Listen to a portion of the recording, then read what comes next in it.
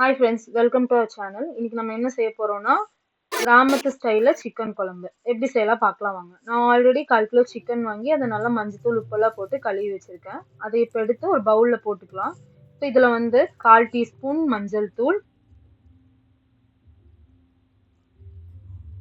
1/4 teaspoon உப்பு,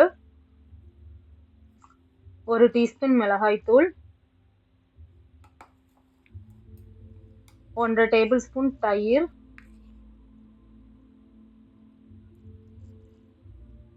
தயிர் வந்து உங்களுக்கு வந்து சிக்கனை வந்து நல்லா சாஃப்ட் ஆக்கி கொடுக்கும். இப்போ இது உங்களுக்கு குழம்புலையும் வந்து நல்லா ஹார்ட் ஆகாமல் சாஃப்டாக இருக்கும் குழம்புலையும் சிக்கன். இப்போ இதை உங்களால் எவ்வளோ மிக்ஸ் பண்ண முடியுமோ அந்த அளவுக்கு மிக்ஸ் பண்ணி ஒரு 1/2 ஹவர்லேருந்து 45 மினிட்ஸ் வரைக்கும் வச்சுக்கோங்க. நீங்கள் உடனே யூஸ் பண்ணால் கூட ஃப்ரிட்ஜில் வச்சு யூஸ் பண்ணிக்கலாம். இதுக்கு தேவையான இன்க்ரீடியன்ஸ் பார்த்தீங்கன்னா நான் வீடியோட ஸ்டார்டிங்கில் கொடுத்துருக்கேன், நீங்கள் செக் பண்ணி பார்த்துக்கலாம். இப்போ வந்து இதை செய்யலாம் வாங்க. ஒரு கடாய் சூடானதும் அதில் கொஞ்சம் எண்ணெய் ஊற்றிட்டு, எண்ணெய் சூடானதும் அதில் 3 ஏலக்காய், 3 கிராம்பு, 3 பட்டை, ஸ்டார், 4 வரமிளகாய், இஞ்சி, முந்திரி, 4 பல் பூண்டு இதெல்லாம் ஆட் பண்ணி நல்லா இது பண்ணிட்டு, மல்லி 1 டேபிள் ஸ்பூன், 1 டேபிள் ஸ்பூன் மிளகு,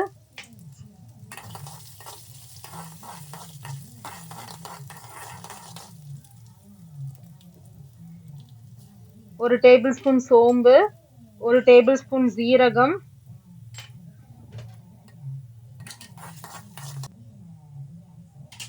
1 கைப்பிடி அளவுக்கு சின்ன வெங்காயம்,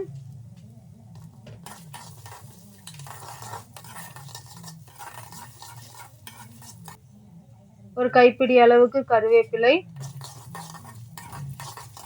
இது எல்லாமே நல்லா வறுத்துருங்க, அப்போதான் அதோட அரோமா நம்மளுக்கு கிடைக்கும். இப்போ இதில் வந்து 2 டேபிள் ஸ்பூன் துருவன தேங்காய் நல்லா வறுத்து எடுத்துக்கோங்க. அப்போ உங்களுக்கு வந்து அதோட டேஸ்ட் வந்து நல்லா இருக்கும்.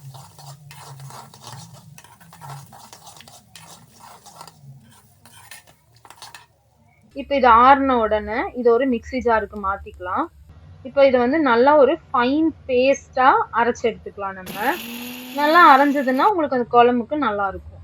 இப்போ ஒரு கடாய் சூடு பண்ணி அதில் கொஞ்சம் எண்ணெய் ஊற்றி 2 ஏலக்காய், 2 பட்டை, 2 கிராம்பு இதெல்லாம் ஆட் பண்ணிட்டு கொஞ்சம் கருவேப்பிலையும் போட்டுக்கலாம். இப்போ இதை நல்லா கொஞ்சம் ஃப்ரை பண்ண விட்டுட்டு இது கூட நம்ம கட் பண்ணி வச்சிருக்க பெரிய வெங்காயத்தை இப்போ இது கூட போட்டுக்கலாம். வெங்காயம் கொஞ்சம் வணங்குறதுக்கு லைட்டாக உப்பு போட்டுக்கோங்க.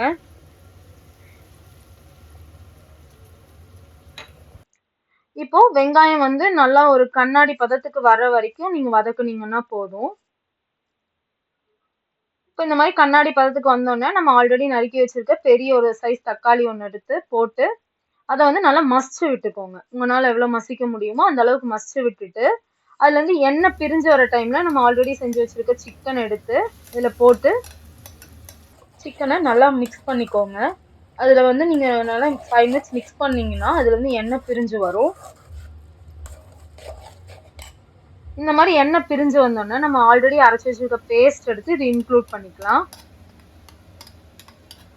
அதில் உங்களுக்கு தேவையான அளவு நீங்கள் தண்ணி ஊற்றிக்கலாம். உங்களுக்கு வந்து ரொம்ப எனக்கு தண்ணி மாதிரி வேண்டாம், எனக்கு கிரேவி ஸ்டைலில் வேணும்னா கூட நீங்கள் தண்ணி அளவாக ஊற்றி இது ரெடி பண்ணிக்கலாம். இப்போ நாங்கள் வந்து எங்களுக்கு 2 பேருக்கு குழம்பா ரெடி பண்ணனால இதில் வந்து நான் கொஞ்சம் தண்ணி எக்ஸ்ட்ரா ஆட் பண்ணியிருக்கேன். உங்களுக்கு வேணுங்கிற அளவுக்கு நீங்கள் ஆட் பண்ணிக்கலாம். இப்போ இதெல்லாம் நல்லா மிக்ஸ் பண்ணி விட்டுட்டு இதில் தேவையான அளவு தண்ணி, உப்பு இதெல்லாம் நீங்கள் ஆட் பண்ணிக்கோங்க.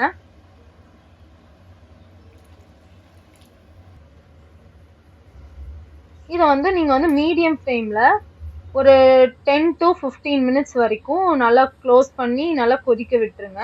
இதோட பச்சை வாசனை போய் எண்ணெய் இந்த மாதிரி பிரிஞ்சு வந்தோடனே மல்லித்தலை போட்டு நல்லா கிளறி விட்டுருங்க. இப்போ பார்த்தீங்கன்னா சிக்கனும் நல்லா வெந்து வந்துருச்சு, உங்களுக்கு பார்க்கும் போதே தெரியும். இப்போ இதில் வந்து மணத்துக்கு நாங்கள் லைட்டாக தேங்காய் யூஸ் பண்ணுறோம். இது வந்து அவசியம் கிடையாது, வேணுங்கிறவங்க யூஸ் பண்ணிக்கலாம். இப்போ இதை நல்லா இது பண்ணிட்டு இது வந்து இப்போ சர்வ் பண்ணுறதுக்கு ரெடியாக இருக்குது. நீங்கள் இதை எடுத்து இப்போ வந்து சப்பாத்தி, தோசை, இட்லி, சாப்பாடு எதுக்கு வேணால் நீங்கள் யூஸ் பண்ணிக்கலாம். ரொம்ப நல்லா இருக்கும். இது ட்ரை பண்ணி பார்த்துட்டு எப்படி இருக்குன்னு கமெண்ட்ல சொல்லுங்க. இந்த வீடியோ பிடிச்சிருந்தா லைக் பண்ணுங்க, சப்ஸ்கிரைப் பண்ணுங்க. தேங்க்ஸ் ஃபார் வாட்சிங்.